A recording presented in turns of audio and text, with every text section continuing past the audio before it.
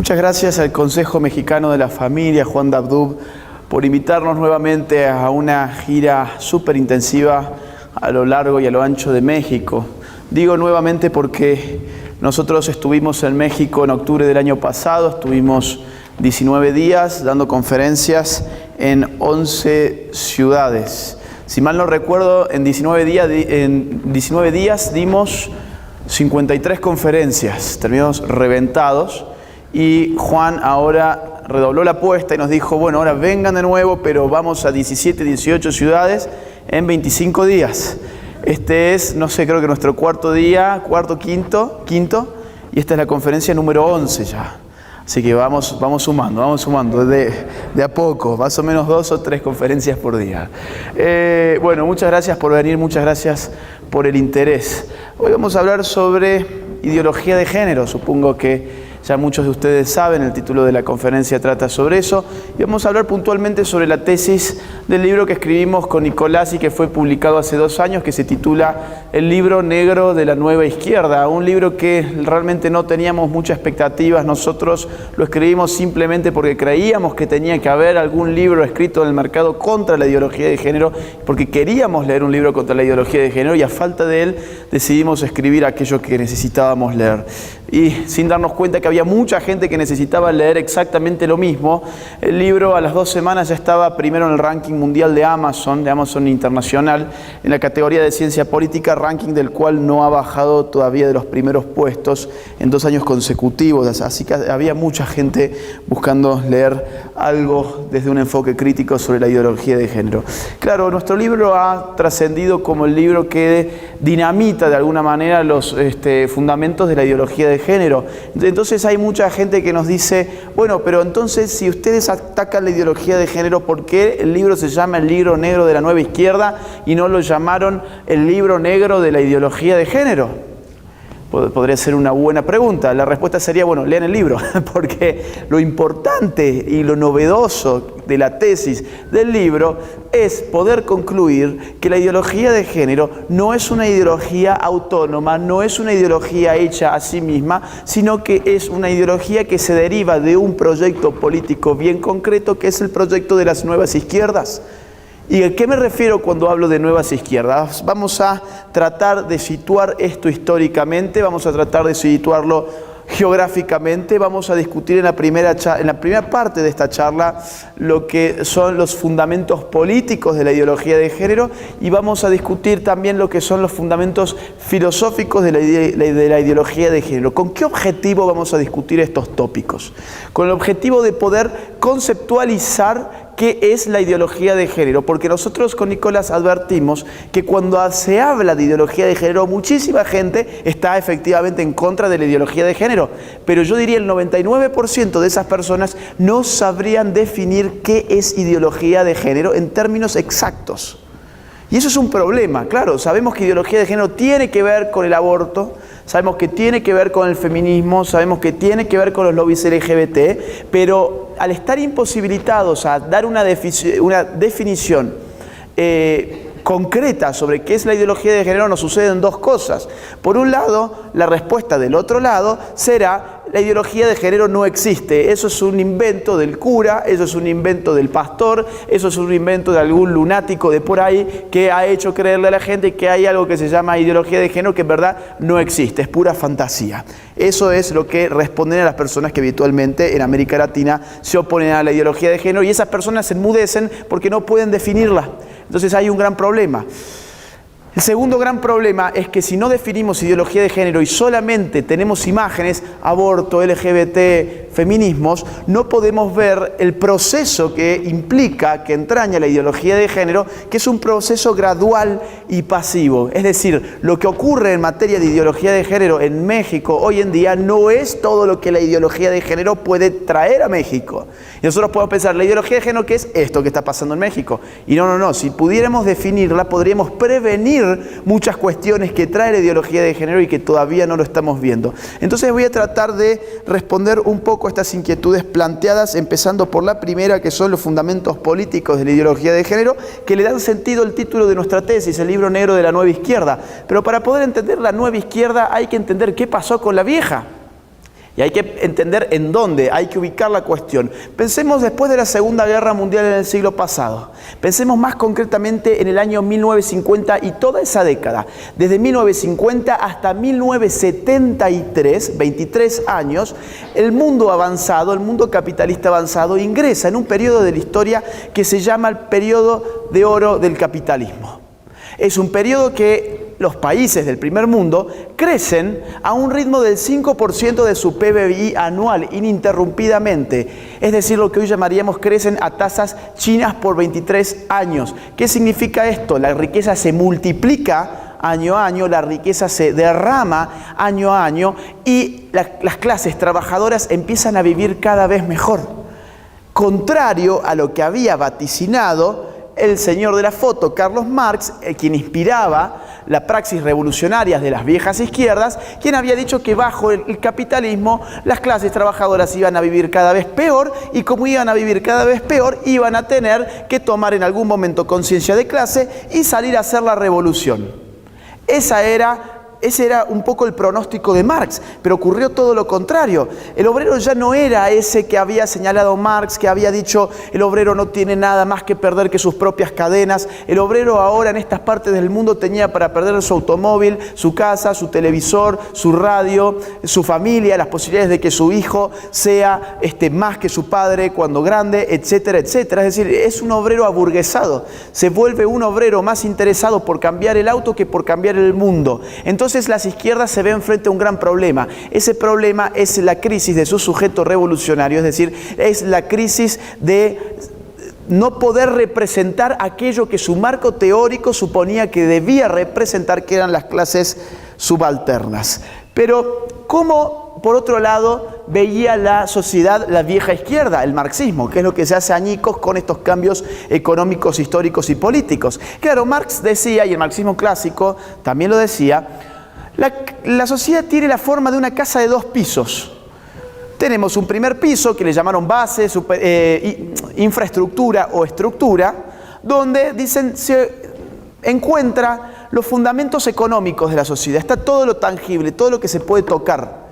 Están las relaciones económicas de los hombres. Esa es la base de la sociedad, decían los marxistas. Sobre esa base se levanta un segundo piso, que ellos llamaron superestructura, donde se ubica todo aquello que no se puede tocar. La cultura, la religión, el arte, la filosofía, la moral, el derecho, etc., la cultura, la ideología, la política, etcétera, etcétera. Todo aquello que hace a la vida social, pero que no se puede tocar, está en el segundo piso de la casa y esto tiene una relación de jerarquía. La base, es decir, la economía, es la responsable de sostener la cultura, la religión, etcétera, etcétera, etcétera, que están acá. Entonces, la gran pregunta en ese entonces era, si queremos hacer la revolución, lo cual significa destruir esta sociedad para construir una nueva, ¿dónde ponemos la dinamita?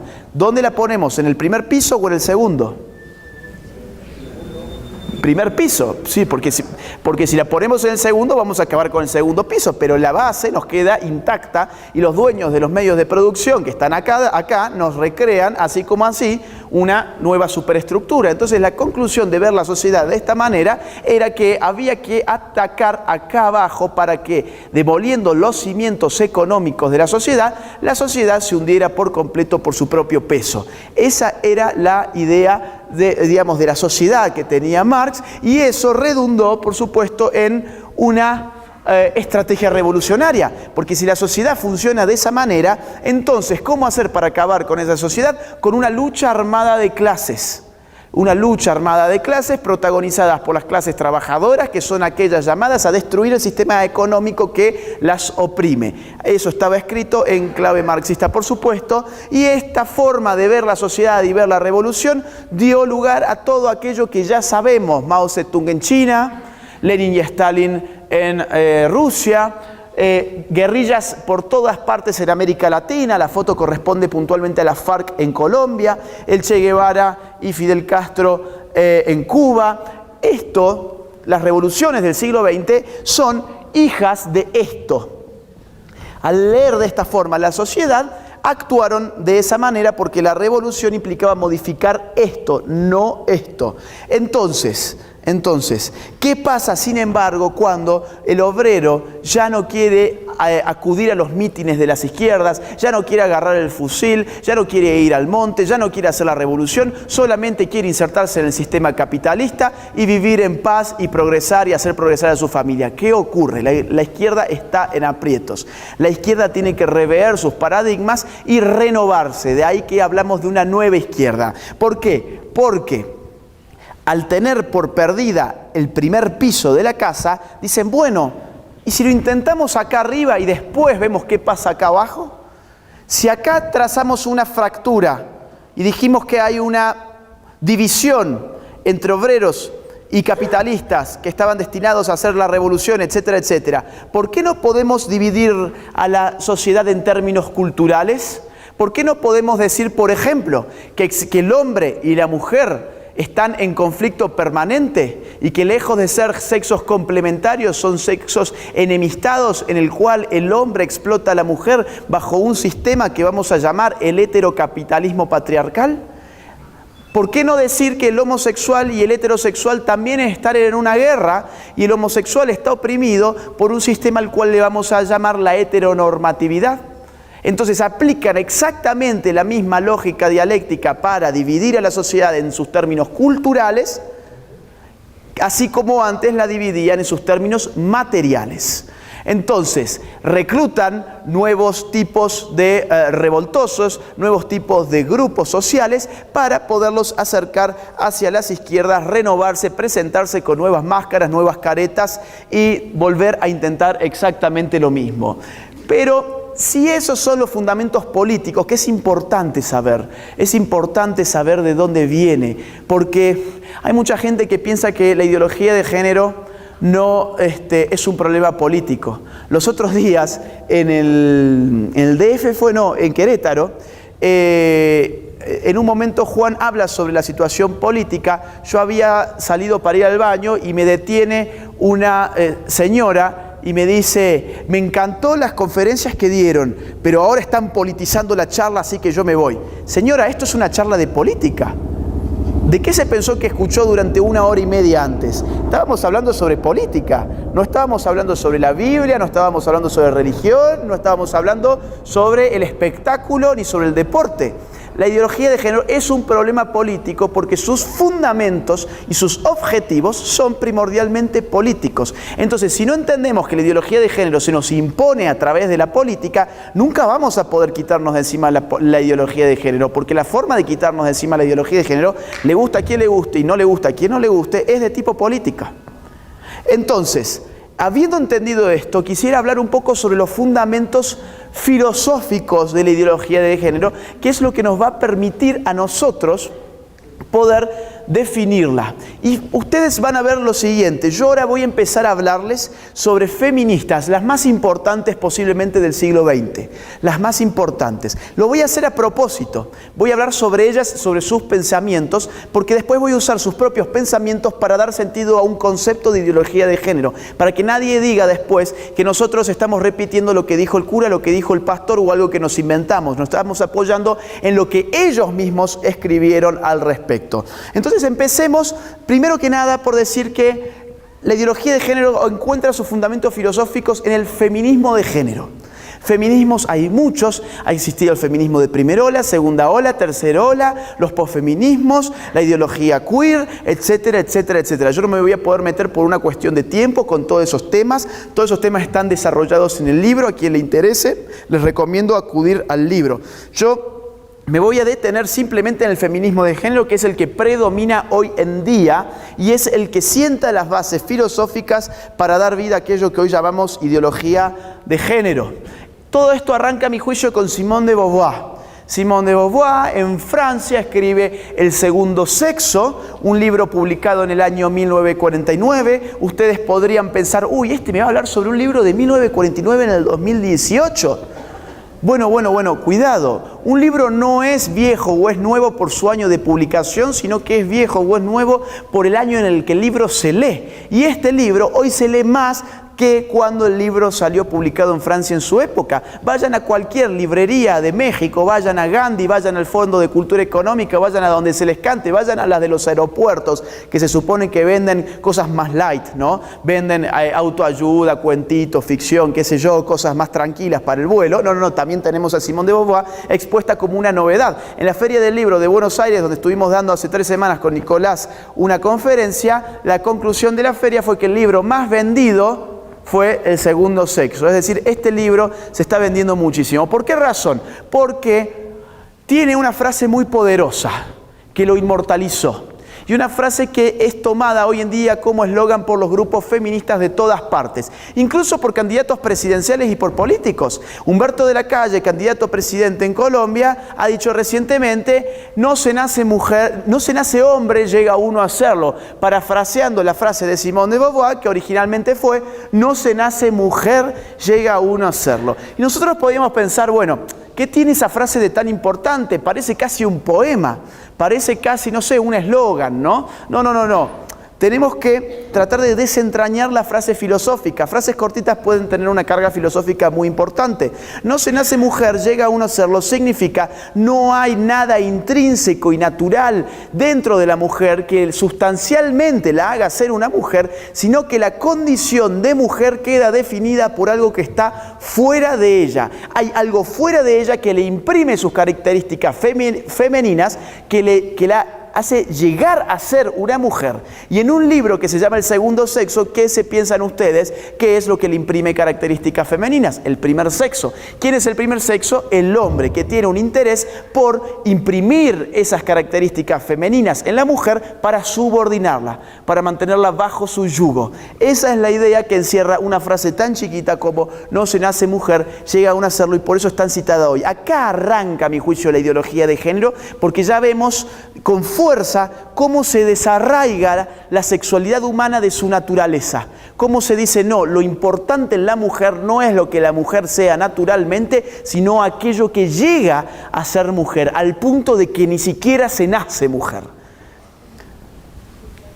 Vamos a la década del 70 a Estados Unidos. Kate Millett en Nueva York publica Política Sexual, un libro también de los más importantes del siglo XX, del feminismo radical. Ella acá tendrá otra frase también que va a trascender muchísimo y llega hasta nuestros días y se repite actualmente en todas partes y sobre todo en la academia. Lo personal es político, dice Kate Millett. Lo personal es político. Otra vez podríamos pensar, esto es casi sacado de un poema, una estrofa de alguna canción o algo por el estilo. ¿Por qué tendríamos que darle mayor importancia? Porque una frase tan cortita entraña el totalitarismo moderno. ¿Por qué razón? Porque si en la sociedad moderna vivimos en un esquema de cosas donde la política es materia monopolizada por el Estado moderno, y decimos que lo personal es político, lo que estamos haciendo es legitimar a ese Estado para que intervenga y regule todo aquello que sea personal. Mi relación con mi novia ya no es una relación de amor, sino primordialmente es una relación política. La relación de un esposo con su esposa no es una relación de amor y de afecto, sino primordialmente es una relación política. La relación de un padre con su hijo no es ya primordialmente una relación de paternidad, sino es una relación política. Y todo aquello que es político cae bajo los dominios del Estado moderno. Si decimos que lo personal es político, le estamos diciendo en definitiva al político: venga y legisle sobre mi personalidad. Que es lo que está pasando justamente hoy en día, y voy a hablar un poquito más adelante sobre ejemplos concretos para que ustedes vean que yo no es que estoy exagerando con mis deducciones, sino que estoy preparándoles a ustedes el terreno teórico para que después puedan entender lo que está pasando en la práctica. Ese es el juego que vamos a hacer. Vamos 10 años más adelante. Monique Wittig, Francia, escribe una serie de ensayos, entre ellos El pensamiento heterosexual. Avísame, Juan, cuando me queden 10, si puede ser. Ella dice, no es que no se nace mujer, llega a hacerlo. ¿Saben qué? Yo me radicalizo todavía más y les digo aún más. La mujer no existe. La mujer no existe, dice Monique Wittig. ¿Por qué razón? Y bueno, dice ella, porque existe la lesbiana. Y la lesbiana, dice Monique Wittig, no es una mujer. es otra cosa muy distinta a una mujer. La lesbiana viene a subvertir el binarismo sexual hombre-mujer con el cual hemos sido adoctrinados. La lesbiana introduce ruido en el esquema heteropatriarcal que nos ha hecho creer que existen hombres y mujeres. Esto desde el punto de vista científico es una estupidez. Una lesbiana no es más que una mujer que tiene atracciones sexuales con hacia otra mujer, nada más. Pero por más ridículas que sean las ideas, si nadie se toma el trabajo de desmentirlas o de refutarlas en el momento en que hay que hacerlo, esas ideas pueden ir cobrando poder. Y si cobran poder, se van metiendo en la política, se van metiendo en la cultura y terminan en lo social. Y ustedes me podrán responder a mí, bueno, pero ¿quién cree hoy que la mujer no existe? Por Dios, eso es una estupidez.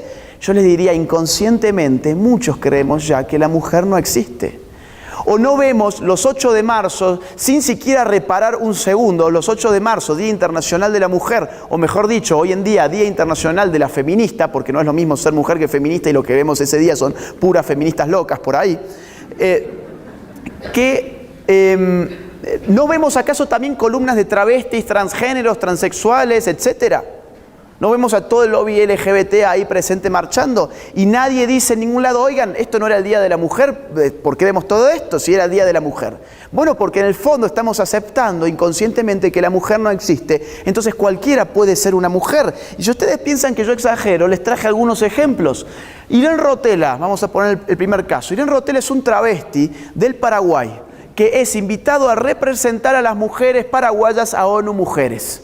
Es decir, un hombre que tiene pelo largo y que simplemente se pinta los ojos, hoy en día representa a las mujeres paraguayas en ONU Mujeres. Y nadie dice nada porque estamos asumiendo que la mujer no existe y entonces, como la mujer no existe, un hombre con peluca puede ser tranquilamente una mujer. En Argentina, la justicia ordena fichar a transexual en liga de hockey femenino. Esto pasó en mi país. ¿Qué ocurrió?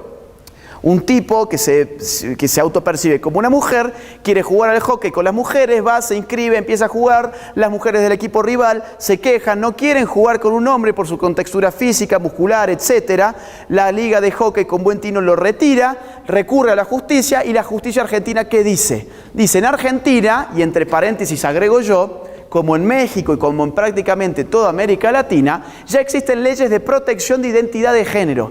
¿Qué significa esto? Significan leyes que nos dicen que uno es aquello que autopercibe ser y no aquello que objetivamente es.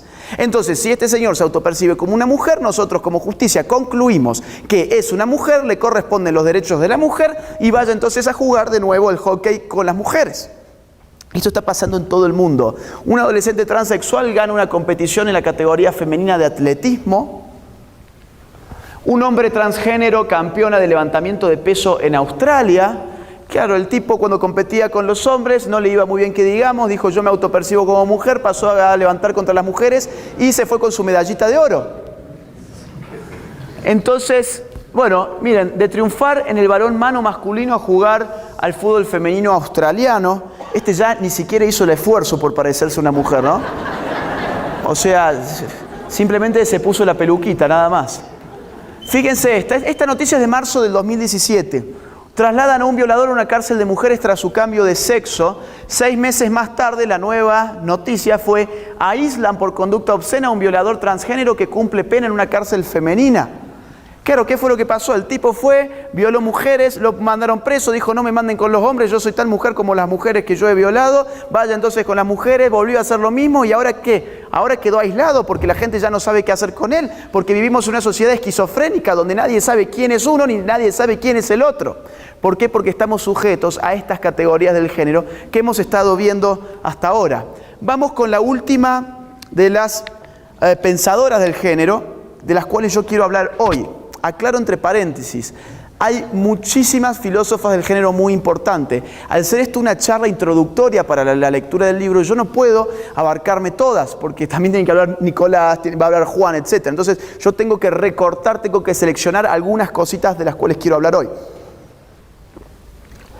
Sin embargo, esta selección no es arbitraria, porque Judith Butler es la más importante de nuestros tiempos. Judith Butler es la pensadora del género más importante de nuestros tiempos. Ella en la década del 90 publica El género en disputa, otro libro que lo van a encontrar en cualquier librería mexicana. Los reto a que vayan y se fijen y lo pidan y van a estar y les van a comentar los libreros que es de lo más vendido que hay. Muy bien, ¿cómo podemos resumir? Porque tengo que ir rápido. ¿Cómo podemos resumir la tesis de Judith Butler? La vamos a citar como hemos estado citando a todas las otras feministas.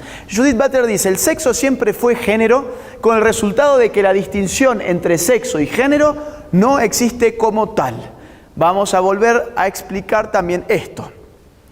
El sexo siempre fue género. ¿Qué significa? Hasta ese momento se nos había dicho, la sexualidad humana se descompone en dos grandes esferas autonomizadas, el sexo y el género. El sexo es todo lo natural, el sexo es todo lo biológico, concerniente a la sexualidad, y el género es todo lo cultural, todo lo socialmente adquirido. Hasta ese momento ya había ideología de género en la medida en que no se trazaran las interconexiones existentes entre naturaleza y cultura. Si nos decían, esto corre por este carril y esto otro por el otro carril y jamás se toca cultura y naturaleza, evidentemente hay falacia. Pero Judith Butler radicaliza más la cuestión todavía, patea el tablero y dice, no, oigan, ¿saben qué? La verdad es que el sexo siempre fue género. Lo cual significa, a la hora de hablar de sexualidad, no hablemos más sobre sexo, es decir, no hablemos más de naturaleza, no hablemos más de biología, no hablemos más del cuerpo del hombre en términos naturales, sino que empecemos a hablar sencillamente de la cultura. Aparece un monismo explicativo. Ese monismo es aplicar la cultura como determinante de nuestra sexualidad. Entonces, si yo soy hoy hombre, eso es producto no de mi naturaleza, sino de un sistema cultural que me hizo ser de esta forma y yo tengo la posibilidad de liberarme. Eso es lo que ofrecen los ideólogos del género. Esa posibilidad se llama autopercepción, que implica percibirme como aquello que no soy, romper con los estereotipos que me fueron impuestos, etcétera, etcétera, etcétera. Muy bien, vamos a tratar de reunir el rompecabezas. Tengo que pasar estas otras pensadoras, están en el libro, para poder responder qué es entonces la ideología de género. Vamos a usar las propias huellas que hemos ido marcando, que nos han servido las propias autoras del género. El sexo, bueno, antes veo que están mirando un poco las fotos. Si quieren se las comento rápido. Claro, hay gente que dice que no existe la ideología de género, ¿no? Pero fíjense, National Geographic, el año pasado, abusó sexualmente de este niño que tiene 7 años, poniéndolo en la tapa y poniéndole el título de la revolución de los niños trans. ¿Qué revolución de los niños trans? La revolución, en todo caso, de los adultos que permitieron a este niño y que lo usaron como objeto político. El nene ¿cuántos años puede tener? 3. Bueno, ahora se supone que es la nenita esta. ¿Escogió realmente hormonizarse, someterse a todo lo que implica pasar de esto a esto? Estas son las consignas feministas en las marchas contra la violencia de género en Argentina. Matá a tu papá, a tu novio y a tu hermano, escriben. Claro, estamos viviendo una guerra de sexos. ¿Qué significa matar a tu novio, a tu papá y a tu hermano? Significa que independientemente de quién es tu papá, quién es tu novio, quién es tu hermano, el hecho de ser hombre le merece la muerte. Eso significa. Cuando la gente habla de feminazis, no se confunde, o sea, es un término de barricada política, pero es cierto que el odio de género, el odio de sexo que estas mujeres tienen es impresionante, la lleva a poner, matá a tu papá, a tu novio y a tu hermano con una ligereza atroz. Pero quiero volver a lo principal, que es ¿qué es entonces la ideología de género? ¿Qué es? ¿Se acuerdan? No se nace mujer, llega uno a serlo. Lo personal es político, la mujer en verdad no existe, el sexo siempre fue género. ¿Qué huellas tenemos acá o qué proceso podemos entrever? Podemos ver el proceso de desmantelar progresivamente la naturaleza como factor explicativo de la sexualidad. La naturaleza empieza a perder cada vez más su fuerza a la hora de explicar la sexualidad humana hasta el punto de declarar el fin del sexo. El sexo siempre fue género, es el fin del sexo. Ustedes no han visto que hoy en día ya cuando llenamos los formularios ni siquiera tenemos la opción de sexo. Ponemos en género, ya no es más sexo. Y la gente por lo general confunde sexo y género. Claro, esa es la etapa previa. Confundir una cosa con la otra para entronizar el género y barrer con el sexo. Entonces definamos por fin la ideología de género. La ideología de género es un conjunto de ideas anticientíficas que con propósitos políticos autoritarios desarraigan a la sexualidad humana de su naturaleza y la explican exclusivamente a partir de la cultura. Veo que hay varios que están tomando nota, si necesitan yo se las puedo repetir, si es que no han llegado. La ideología de género es un conjunto de ideas anticientíficas que con propósitos políticos autoritarios desarraigan a la sexualidad humana de su naturaleza para explicarla exclusivamente a partir de la cultura. Lo que somos hoy sexualmente depende de la cultura y no de las determinaciones naturales. Al revés, la determinación natural es algo inexistente y por lo tanto, ¿qué tenemos que hacer? Esconder, ningunear, ocultar todas aquellas ciencias que nos han permitido conocer con exactitud y rigurosidad el cuerpo humano. Tenemos que esconder la anatomía, la fisiología, las neurociencias, la biología, la psicobiología, las medicinas en general, todo aquello que explica el cuerpo humano científicamente hablando desde su naturaleza, tiene que ser omitido. La educación sexual hoy no es en los colegios educación científica, es educación completamente ideológica porque deja a un lado las determinaciones naturales de nuestra sexualidad para decirle a los niños, en verdad tu identidad depende de lo que vos quieras ser. Como los manuales de ideología de género que pretendían, y no sé si pudieron finalmente, yo creo que sí, instalar para sus hijos aquí en México. Entonces, vamos a desarmar un poquito la definición rápidamente. Conjunto de ideas anticientíficas. ¿Por qué? Lo acabo de explicar. Porque necesitas ocultar las ciencias más importantes del hombre para poder entronizar la ideología de género. Además, ¿cómo es eso que no se nace mujer, llega uno a serlo? Uno es hombre o mujer antes de nacer y después de la muerte. Antes de nacer y después de la muerte. Y ustedes me podrán decir, bueno, vos habías dicho que no ibas a hablar de religión, no ibas a hablar de teología. No estoy hablando de eso, estoy hablando en términos científicos.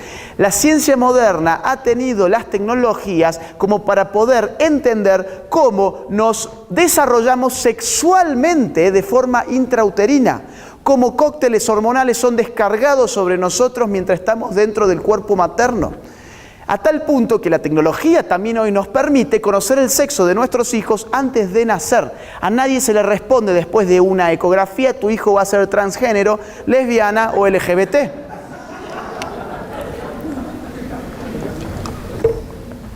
¿Y cómo es eso que después de la muerte? ¿Cómo es eso que después de la muerte uno sigue? Bueno, tampoco tiene que... Yo no estoy hablando sobre el más allá, el paraíso, etc.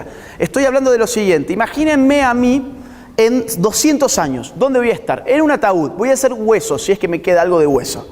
Voy a hacer huesos. Imagínense que a mi lado está otro ataúd, pero de un señor que se llamaba Carlos, pero se autopercibía como Carla y era un transgénero.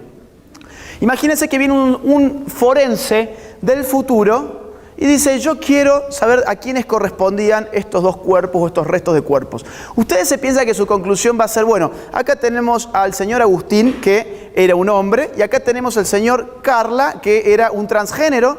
No. La genética, que es nuestra huella científica, es decir, la utilizamos para todo, con un pelo podemos saber quién violó quién, o sea, es lo más avanzado que tiene hoy la ciencia, creo yo, son las ciencias genéticas, le va a dar solamente dos opciones, XX o XY, el resto son fantasías, el resto son autopercepciones que tiene todo el derecho a tener, lo que no tiene el derecho es a obligarnos a nosotros a percibirlo conforme sus fantasías. Y ese es el problema de la ideología de género y eso tiene que ver con la segunda parte de la definición que yo acabo de armar.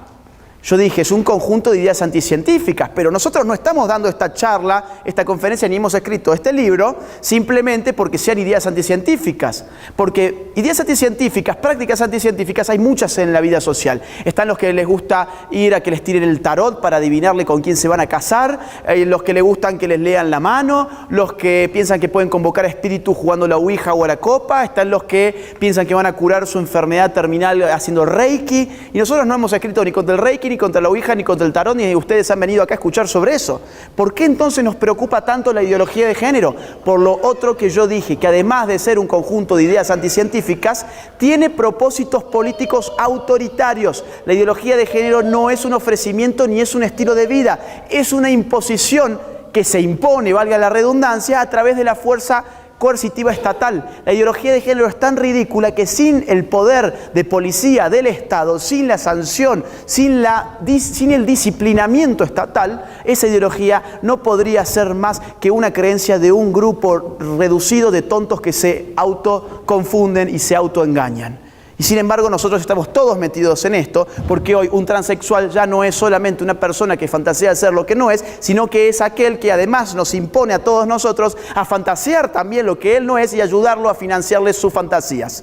O acá en México no existen ya políticas públicas que usan el dinero de los contribuyentes para andar repartiendo hormonas como políticas de salud, para fantasear. Miren, yo tengo el derecho de creerme Superman. Yo tengo el derecho de irme a tirar desde el 10º piso. Lo que yo no tengo el derecho es pedirle a ustedes que me paguen mi capa y que me crean como Superman. Y sin embargo, lo que está haciendo la ideología de género es precisamente eso. Entonces yo quiero tratar de justificar esto último. ¿Cómo es que la fuerza del Estado está haciendo que nosotros perdamos nuestras libertades individuales en virtud de la ideología de género? Voy a hablar sobre algunos países donde la ideología de género nació. Porque ¿se acuerdan? Yo les dije, la ideología de género no es de México, no es de Argentina, no es de América Latina. Nace en el primer mundo en el contexto que describí al inicio. Por lo tanto, se aplicó en el primer mundo en el contexto hoy se aplica con mucha fuerza, pero arrancó hace décadas allá. Entonces vamos a ver algunos ejemplos empíricos, prácticos. Esto es de Gran Bretaña. ¿Qué pasó? Hace 1 año y medio una señorita llegó a una clínica, pero esa señorita se autopercibe como un señor, pero estaba embarazada. Y los médicos le dijeron, felicitaciones señora, usted va a ser madre. Y ella se ofendió, ¿cómo madre? ¿Cómo señora? Yo soy un hombre, yo seré en todo caso un padre. Fue al lobby LGTB, hizo sus quejas, el lobby LGTB se movilizó, presionó tanto a la Asociación de Médicos Británicos que le arrancó un manual de lenguaje médico en el cual hoy se les prohíbe a los médicos británicos decir la palabra mamá, papá, hombre y mujer. Los médicos británicos no pueden decir papá, mamá, hombre y mujer porque hay minorías que se ve que estas palabras las ofenden. Fíjense esta, un pueblo francés prohíbe la palabra mademoiselle por presiones feministas. ¿Qué significa mademoiselle? Significa señorita en francés. ¿Y cuál es el problema que tienen las feministas con la palabra señorita? Bueno, que ellas dicen no existe señorito, entonces no hay igualdad de género. Entonces necesitamos una ley que prohíba la palabra señorita. Además, la palabra señorita, dicen las feministas, es una palabra machista. ¿Por qué razón? Porque tiene el objetivo de develar el estado civil de la mujer. ¿Cómo funciona la lógica feminista? Funciona de esta manera. Ellas se piensan que porque yo le diga, por ejemplo acá, señorita, a ella, yo estoy haciéndole un guiño, estoy mandando un mensaje hacia todos los hombres que estamos acá, indicándoles, ella está soltera, vamos a tirarnos todos encima de ella y violarla. O sea, son las ridiculeces de las feministas que a veces por falta, más que por abundancia, se inventan estas cosas. Claro, y ahora parece que nos hace falta políticos que nos digan qué palabras podemos usar y qué palabras no podemos usar. ¿Y por qué es eso? ¿Se acuerdan lo personal es político? ¿Qué más personal que la forma en que hablamos? ¿Qué más espontáneo que el lenguaje y su conformación? ¿Quién es el dueño? ¿Quién es el creador del español? ¿Quién es el creador del francés? ¿Quién es el padre del francés? ¿Quién es el padre del inglés, del español? Nadie. No podemos encontrar siquiera quién es el creador. Yo puedo encontrar quién es el creador o quién fue el creador de la luz, el que hizo el foquito de luz. Yo puedo identificar quién creó la cámara que me está filmando ahora, pero quién creó las palabras con las que yo estoy hablando y comunicándome ahora con ustedes. No lo podría encontrar porque son frutos espontáneos de las relaciones voluntarias entre los hombres. Pero hoy resulta que necesitamos un Estado que ordene esas relaciones que siempre fueron voluntarias y espontáneas. ¿Conocen el libro 1984 de George Orwell? Él plantea una distopía totalitaria. Él se trata de imaginar qué más totalitario que el fascismo y el comunismo puede haber. Bueno, un gobierno que trate de regular la manera en que hablan los hombres, y él a eso le llamó neolenguas. Eso ya se está cumpliendo, ya no es una distopía, ya es una realidad. En Canadá se aprobó una ley que castiga severamente a quienes usen pronombres de género equivocados. Supongamos acá que Josué nos dice a todos nosotros que él en verdad se llama Francisca y que él es una mujer en verdad. Y nosotros estamos en Canadá. Y yo, sin embargo, me refiero a él como él y no como ella. Yo estoy usando un pronombre de género equivocado y ella me puede judicializar a mí y yo puedo terminar 6 meses preso. 6 meses preso, ¿por qué razón? Por la razón de decir la verdad. Nos dicen en Canadá la gente es libre, son súper liberales, la libertad de Canadá, sí hay libertades para muchas cosas, menos para decir la verdad. Fíjense qué conveniente. Cárcel para cualquiera que diga que la homosexualidad es un pecado, esto es Suecia, Canadá. ¿Qué ocurre? Bueno, al margen de nuestras creencias religiosas, quitemos ese plano de análisis, no es el que me interesa a mí. ¿Qué significa en términos políticos prohibir a alguien decir que la homosexualidad es un pecado? Significa que en nombre del progresismo, en nombre de la ultramodernidad, etcétera, etcétera, en verdad nos están retrotrayendo, nos están atrasando muchísimos siglos en el tiempo, porque desde hace cuántos siglos ya en Occidente hemos conquistado la libertad de culto, de conciencia, de expresión, de creencias, etcétera, etcétera. ¿Cómo se supone hoy que un cura o que un pastor se pronuncie en sus misas sobre temas relativos a la sexualidad si decir que la homosexualidad es un pecado pasa a estar penado con 6 meses de prisión?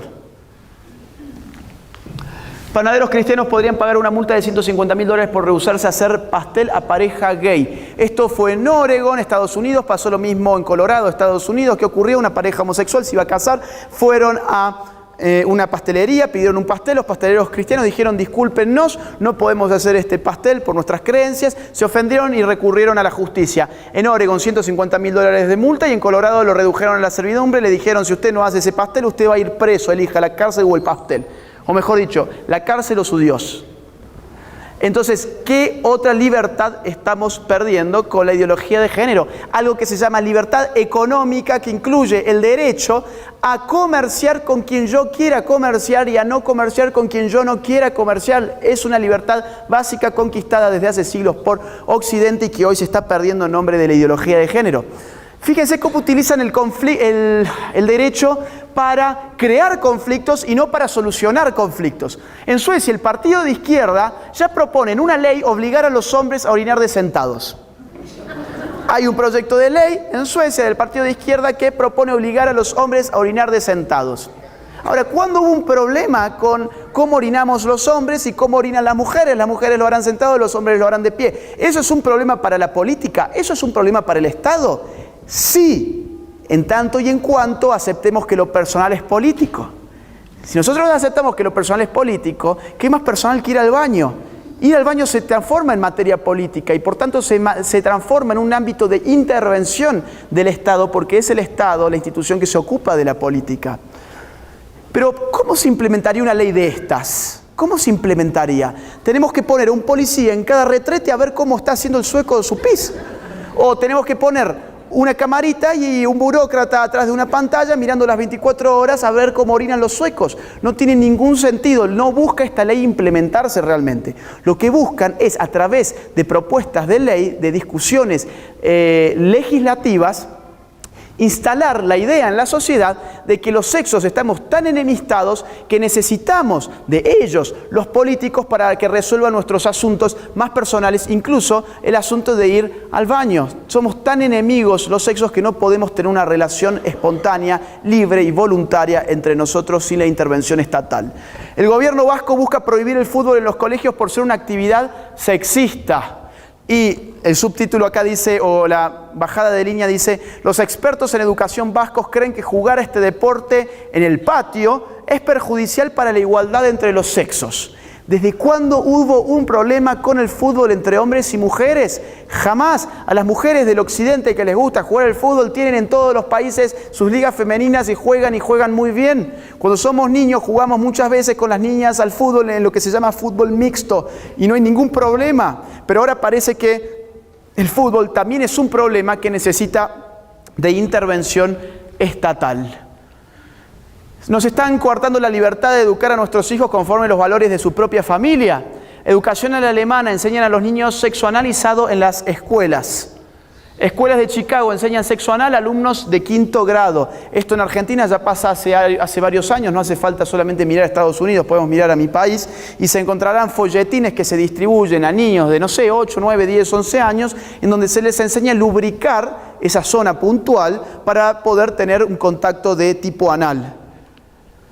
Un padre estadounidense acaba en la cárcel. Esto es lo que llaman educación sexual hoy en día. Esto es la gran educación sexual que ofrecen los colegios, que no tiene nada de educación ni de sexual, es adoctrinamiento en ideología de género. Un padre estadounidense acaba en la cárcel por pedir que no se adoctrine a su hijo en la homosexualidad. Canadá quitará la custodia a los padres que se opongan a la agenda LGTBI. Y claro, si lo personal es político, la relación de un padre con su hijo es política, lo cual significa el verdadero padre de esa criatura no es su padre biológico, sino es la política. Y la política la representa el Estado. Y si el padre biológico no hace bien el deber de comunicarle al niño la ideología oficial del Estado, entonces ese padre no merece ser el padre, sino que el Estado se inmiscuye en esa relación, saca de allí al niño y lo coloca en otra familia. En Noruega se dice que 5 niños por día están siendo retirados del seno familiar por el Estado y ubicados en otras familias que sí se adaptan a las ideologías en boga. Voy a hablar sobre el último tema de hoy, perversiones. Hay una serie de perversiones que empiezan a ser habilitadas y legitimadas por la ideología de género. 3 noticias rápidas. Holanda legaliza un partido que defiende la pederastía, es decir, las relaciones sexuales entre adultos y niños. Canadá, Corte Suprema, legaliza parcialmente el sexo con animales, zoofilia. Las juventudes del Partido Liberal Sueco defienden legalizar la necrofilia, sexo con cadáveres y el incesto, es decir, relaciones sexuales con parientes próximos, la madre con el hijo con el padre, el hermano con la hermana, etc. Ustedes me dirán, ¿qué tiene que ver esto con la ideología de género? ¿Se acuerdan cuando yo les dije, es importante entender qué es la ideología de género para no cometer el error de pensar que es una agenda puntual, estancada, delimitada, sino que es una agenda que va increciendo, que va amplificándose, va radicalizándose? Por cada demanda que cumplimenta se radicaliza un poco más. Por eso teníamos el lobby LGBT, después el lobby LGBTI, ahora el lobby LGTBIQ, ahora el lobby LGTBIQ+, porque ya no saben qué más van a inventar, entonces se sacan el problema de encima y le ponen un más. Y ese más que incluye todo esto. Y ustedes me dirán, bueno, pero ¿cómo es que la ideología de género legitima esto? Bueno, volvamos a la definición. Ideología de género, conforme lo que ellos mismos han escrito, es un conjunto de ideas anticientíficas que con propósitos políticos autoritarios desarraigan a la sexualidad humana de su naturaleza y la explican exclusiva, monopólicamente por la cultura. ¿Qué significa esto? Significa que la sexualidad humana es como el semáforo. Porque el semáforo, por poner un ejemplo, es un producto cultural. El semáforo no es un producto de la naturaleza, no tiene determinantes naturales. El semáforo no se cae de un árbol ni nace desde la tierra. El semáforo es fruto de la creación humana. Cultura viene de cultivo, es lo que el hombre hace. ¿Y cómo funciona un semáforo? Un semáforo es rojo, amarillo, verde. ¿Podríamos haberlo hecho, pregunto yo, podríamos haberlo hecho azul, fucsia y marrón? Podríamos haberlo hecho así. Es simplemente una convención. Hemos convenido que rojo significa pare, podríamos haber convenido que azul significaba pare.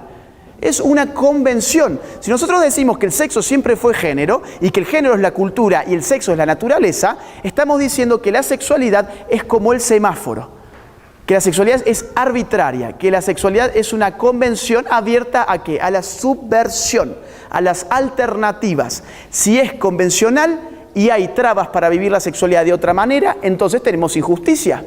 Entonces tenemos que paliar esas injusticias. Entonces, si es una convención, por ejemplo, la heterosexualidad, ¿por qué no podemos cortar con el tabú del incesto, de la necrofilia, la pederastía, la zoofilia, y que sean alternativas? Hoy los lobbies pedófilos que existen en el mundo, como la NAMBLA, cuya página web está indexada en Google, pueden buscarla, es nambla.org, con B larga,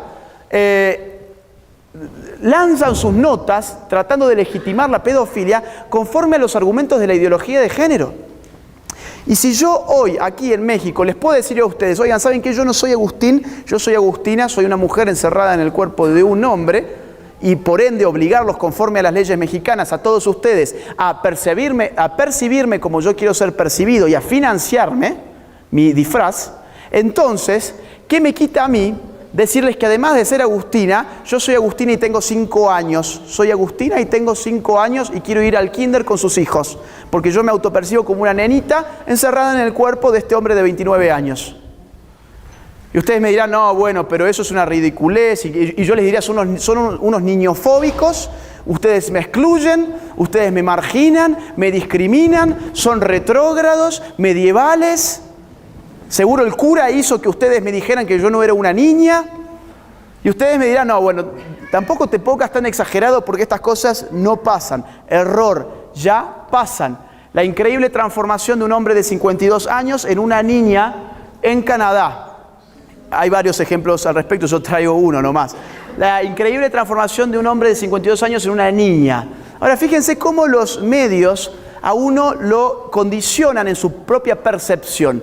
Díganme, ¿qué tiene de increíble transformación que este gordo de 52 años haya puesto un peluquín y un babero? Nada, no hay ninguna increíble transformación. Eso lo puedo hacer yo también. No hay ninguna increíble transformación. Sin embargo, nuestros conciudadanos muchas veces leen las noticias de forma crítica y dirán, qué impresionante, cuánto progreso hay en Canadá, qué avanzados que están, qué modernos que son. Ya hay un tipo de 52 años que en verdad era una pobre nena de 5. Entonces, fíjense, acá está antes el tipo con su familia numerosa, 7 hijos, y ahora está tras su increíble transformación que consta de 2 muñecas y un tutú. ¿Y esto dónde está? ¿Dónde está el tipo? Está en un kindergarten. Justamente está en un kindergarten dando algo relativo al género. Fíjense, bueno, mi última noticia del día. Un hombre acusado de violar a 3 menores alega que es un niño atrapado en el cuerpo de un adulto. Claro, esto empieza a pasar en todas partes porque lo que hemos hecho es desgarrar la realidad y hacerla depender de los caprichos individuales de personas que evidentemente no andan muy bien de su psiquis. Evidentemente, o son unos vivos, como seguramente debe ser este caso. Así que yo quiero cerrar simplemente comentándoles esto. En América Latina las cosas se están poniendo complicadas. La ideología de género ya existe, en su país ya existe en mi país mucho más que acá, y hay que hacer algo para frenarla. Pero hacer algo para frenarla implica tener conciencia política de lo que está pasando. Entender qué es la ideología de género, de dónde viene y hacia dónde va. Pues bien, con ese objetivo, con el objetivo de despertar a la gente, de concientizarla, nosotros con Nicolás escribimos hace 2 años el libro negro de la Nueva Izquierda y con ese objetivo también desde hace 2 años estamos recorriendo toda América Latina, llegamos a Estados Unidos y también España, difundiendo estas críticas contra la ideología de género. Esperamos que esta charla les haya llegado, los anime a ponerse en guardia porque esto es una guerra cultural de la cual tenemos que ser los protagonistas porque si no van contra la vida, contra la familia y contra todo lo que tenemos. Muchas gracias.